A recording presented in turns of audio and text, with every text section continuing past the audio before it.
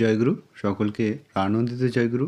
পরম দয়াল শ্রী শ্রী ঠাকুরের রাতুচরণে প্রণাম নিবেদন করে প্রত্যেকের মঙ্গল কামনা করে আজকের আলোচনা শুরু করছি। আজকের আলোচনার মধ্য দিয়ে নামধান বিষয়ক এক গুরুত্বপূর্ণ কথা আমরা জেনে যাব, যা আমাদের প্রত্যেকের অতি অবশ্যই জেনে রাখা দরকার।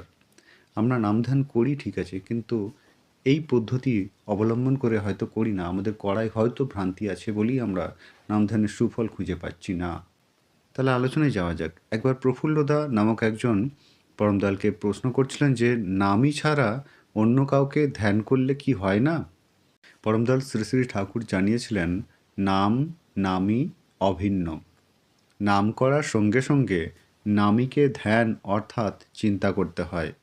তাতে জপ ও ধ্যান এক লক্ষ্যাভিমুখী হয়ে পারস্পরিকভাবে পরিপূরণী হয়ে ওঠে।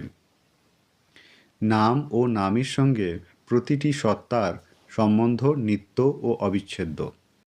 তাই বলে জীব নিত্য কৃষ্ণদাস। যাঁর সঙ্গে মানুষের সম্বন্ধ নিত্য নয় এবং যিনি চরমধামের মালিক নন, তাঁর ধ্যানে মানুষ নিত্য ও চরমধামে উপনীত হতে পারে না। ধ্যেয় যদি নামের মূর্ত প্রতীক না হয়ে অন্য কিছু হন, তবে নামের গন্তব্যে যাওয়া যায় না।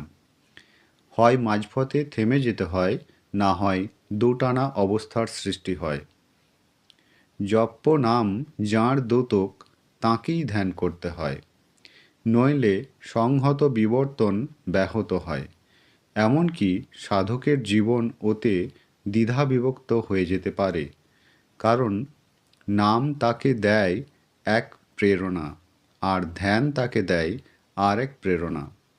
নাম যে স্বরূপ সচেতন, ঈশিত্ব অধ্যুষিত ব্যক্তিত্বকে সূচিত করে, সেই তাঁকে ছাড়া অন্যকে ধ্যান করলে নাম ধ্যানের সার্থকতা খুঁজে পাওয়া যায় না।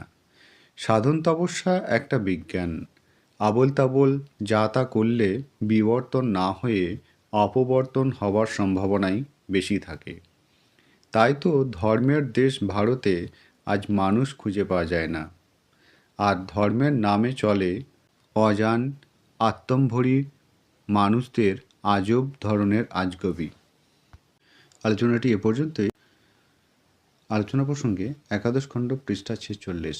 আপনারা সকলে ভালো থাকবেন, সুস্থ থাকবেন। সকলকে জানাই আনন্দিত জয়গুরু।